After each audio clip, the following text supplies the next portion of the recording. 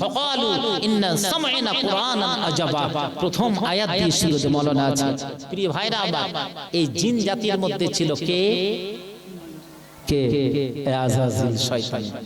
এই পৃথিবীতে কতদিন ইবাদত বান্দেগি করেছেন জানেন? কতদিন কেউ বলতে পারবে? 1000 বছর নয়। পৃথিবীতে এই পৃথিবীতে যখন আকাশ যেমন 7টা রয়েছে, এই পৃথিবীর নিচেও কিন্তু পৃথিবী 7টা রয়েছে। কি করে প্রমাণ?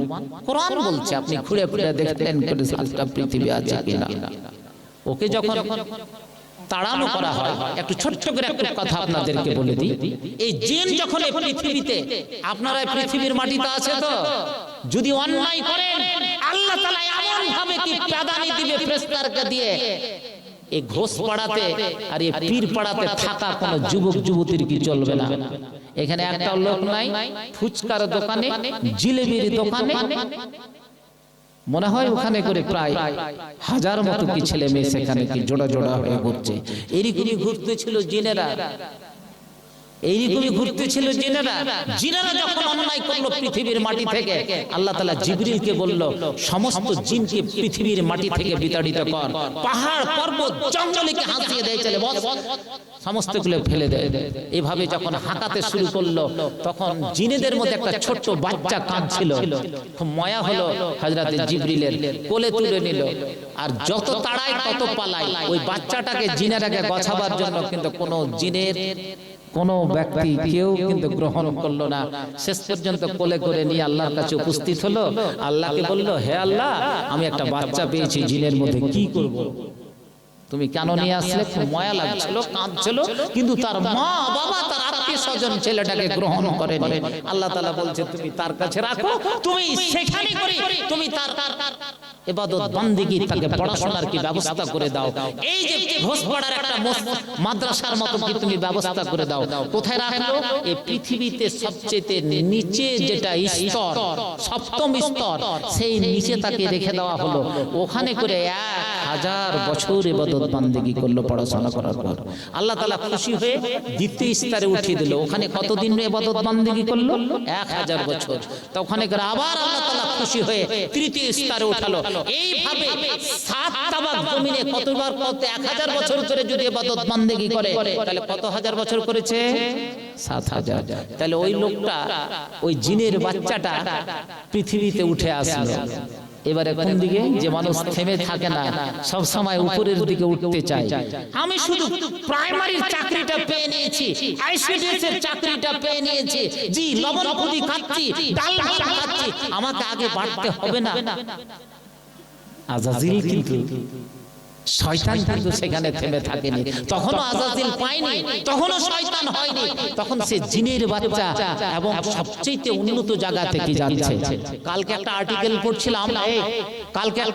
পড়ছিলাম, শিকাগো শহরে, আমেরিকার শিকাগো শহরে একজন মেডিকেল ইঞ্জিনিয়ার, মেডিকেল ডক্টর, যেটা আমেরিকাতে অধিকাংশ, সে আজকে সমস্ত অ্যাওয়ার্ডগুলো কি জিতেছে। সুন্দর সুন্দর এখান পর্যন্ত দাড়ি, মাথায় টুপি, পায়জামা, পাঞ্জাবি, সাধারণ মানুষ যে 5টা সাবজেক্টে কি পিএইচডি করেছেন, পড়ে পড়ে জীবনটাকে শেষ করে দিয়েছেন। আজকে ওই লোকটাকে দেখলে বলবে মৌলবাদী, কোনো মৌলভী সাহেব, কোনো মাদ্রাসার কি প্রোডাক্ট নয়। আজকে আমরা যদি কেউ লেকচারার পাই, কত কেউ যদি লেকচারারশিপ পাই, কেউ যদি প্রফেসরশিপ পাই, কেউ যদি আজকে ডক্টর ইঞ্জিনিয়ার হয়, মা বাবার গর্ব, ছেলে মেয়ের গর্ব থেকে আর থাকা যায় না। সেই একটা সাধারণ মানুষ আজকে পুরো আমেরিকার মাটিতে সেই লোকটিকে নিয়ে, তার নাম আমি বলে দিচ্ছি, মোহাম্মদ হোসেন আল সাত্তার। আজকে শিকাগো শহরে আল সাত্তারকে নিয়ে সারা শিকাগো তথা আমেরিকার মাটিতে হিলচাল। কিন্তু সে একজন মৌলবাদী, সে একজন কোন মাদ্রাসার কোন প্রোডাক্ট নয়, একজন মুসলিম ছেলে। আজকে তার ভিতরে কেন এই ছেলেগুলোকে আমরা তৈরি করতে পারি না? আমি ডাক্তার হব, কেন কোরআন মাজিদ পড়তে জানবো না? আমি ইঞ্জিনিয়ার হব, কেন কোরআন মাজিদ পড়তে জানবো না? আমি ফিজিক্স কেমিস্ট্রি পড়ছি বলে কোরআন পড়তে জানবো না? এটা তোমার ব্যক্তিগত রুজি রুটির ক্ষেত্র বিশেষ, কিন্তু কিন্তু it is our first and key foremost duty to earn the key holy Quran, to recite the key holy Quran from the beginning of the key humanity. মানুষের জন্মসূত্রে আমাদেরকে কোরআন পড়তেই হবে। এত বড় রমজান আসে, কোনোদিন কোনো ছেলে মেয়ে আজকে একটা কোরআন মাজিদ খুলে দেখে না, শুধু তাকের উপরে রাখা থাকে তুমি কি মুসলিম না গরু খাওয়া কি মুসলিম। তিরমিজি শরীফের হাদিস আম্মি জান মা আয়েশা হাদিস থেকে বর্ণনা করছেন, মান ক্বারা হারফান মিন কিতাবিল্লাহ, যে ব্যক্তি কোরআন মাজিদের একটা অক্ষর পড়লে, অক্ষর বলতে কি বলুন, আলিফ, বলুন আলিফ, লাম, মিম পড়তে পারে না, এটাও পড়তে পারে না নাকি?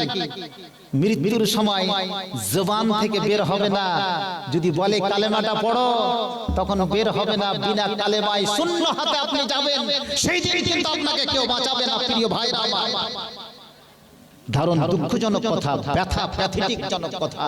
আজকে ঈমান হারা সমস্ত মাদ্রাসা খুলেছি, মাদ্রাসার কমিটিও কিছু বুঝেন, বিড়ি টানা হুক্কা টানা, মসজিদের যত কমিটি আছে বেঈমান হুক্কা টানা আর কি বিড়ি টানা সমস্ত কিছু, একটা দাড়ি নাই কিচ্ছু নাই, তারাই মাদ্রাসার কি নেতৃত্ব দিচ্ছে, মসজিদের নেতৃত্ব তারাই দিচ্ছে। মসজিদের জমি আজকে হড় হড়ে নিয়েছি, মাদ্রাসার জমি হড় হড়ে নিয়েছি। তুমি আছো কোথায়? একটা হাদিস আপনাকে শোনাই, খুব দারুণ হাদিস, বুখারীর হাদিসটি বর্ণনা করছে। কিয়ামতের সময় কিতাবুল ফিতানের হাদিস বর্ণনা করা হচ্ছে। কিতাবুল ফিতানের কিন্তু হাদিস, এমন একটা সময় আসবে মসজিদগুলো পরিপূর্ণ থাকবে, আগা কাতারে বড় বড় মানুষ দাড়ি নিয়ে আলখাল্লা টুপি পরে কাঁপতে থাকবে, দাড়ি বেয়ে বেয়ে মনে হচ্ছে কি কি যাচ্ছে ভাই, চোখের জল টিয়ার্স গড়িয়ে পড়ছে। হাদিসটা বলছে ইয়াজতামিউনা ফিল মাসাজিদ ওয়া হুম ইসাল্লুন, মানুষ মসজিদ তো ভর্তি হবে, ওয়া হুম ইসাল্লুন, নামাজ পড়বে, ওয়া মা ফিহিল মুমিন, কিন্তু একটাও ঈমান নয়, সবটি কি বেঈমান শয়তান আগা কাতারে বসে আছে।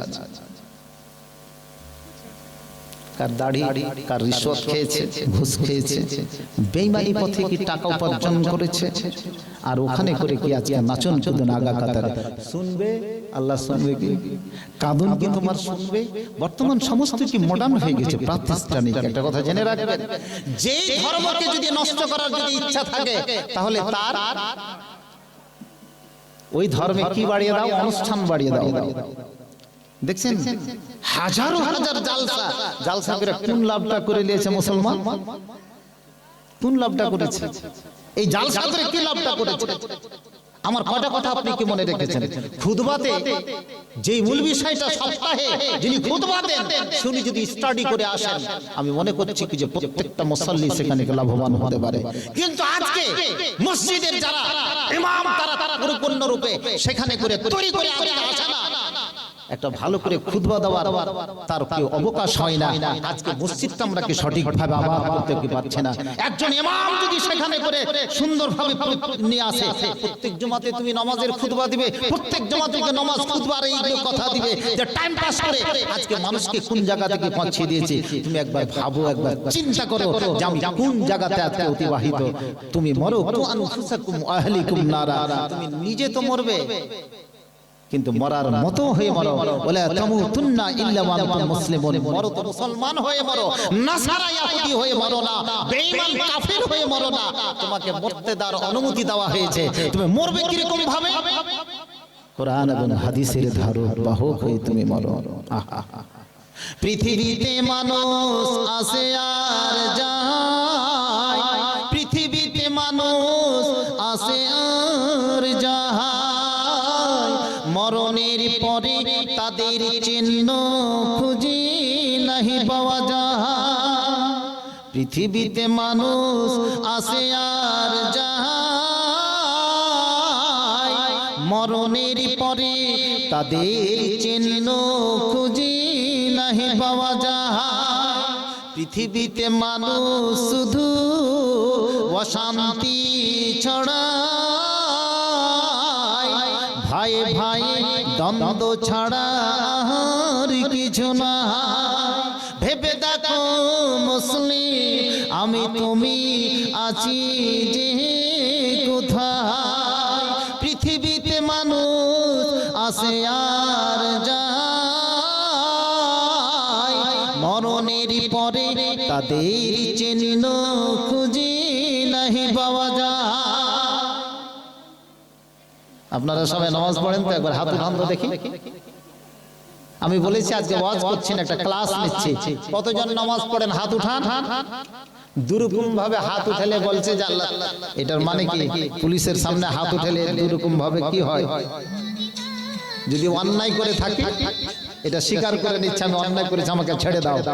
এক হাত উঠান। কতজন নামাজ পড়েন এই মসজিদে? হাজিরি দেন, এক হাত উঠান। মিথ্যা হাত উঠাবেন না। আর শুক্রবারে নামাজ পড়ার লোক কতটি হাত উঠান তো দেখি।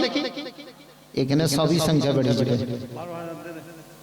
দারুণ অবস্থা। যা হোক,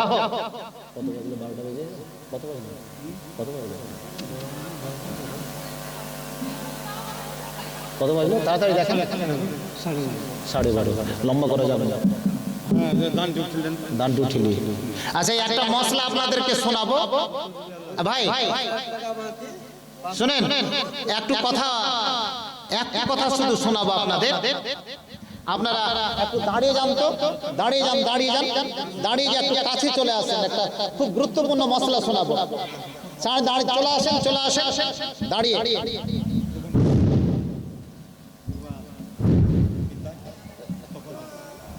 সবটি চলে আসেন, মাশাআল্লাহ, লিল্লাহি তাকবীর। চলে আসেন, চলে আসেন।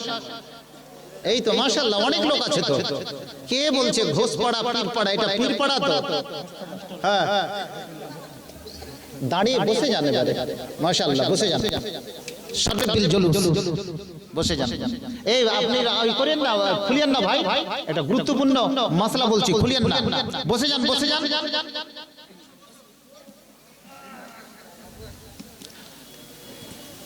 বসে যান, কেউ দাঁড়িয়ে থাকবেন না। মজলিসের শেষের দোয়াটা হবে। বসে যান, বসে যান। সামনে আমাদের কি রমজান, তো মাত্র একটা মাস, 13 তারিখ থেকে রমজান ক্যালেন্ডার বলছে। আমরা কিন্তু প্রত্যেক বছর লড়ি, আপসি লড়ি বেশিরভাগ, তাই না? কিছু বলছেন নাকি? হ্যাঁ, একজন কুরবান 500 টাকা নগদ, 10,000 টাকা বাকি। কুরবান ভাই 10,000 টাকা দান, মিটাও তার কি মনের আরমান, দাও আল্লাহ তুমি কি জান্নাতে আদান। 500 টাকা নগদ, 9,500 টাকা বাকি। 10,000 টাকা বাকি, 500 টাকা নগদ।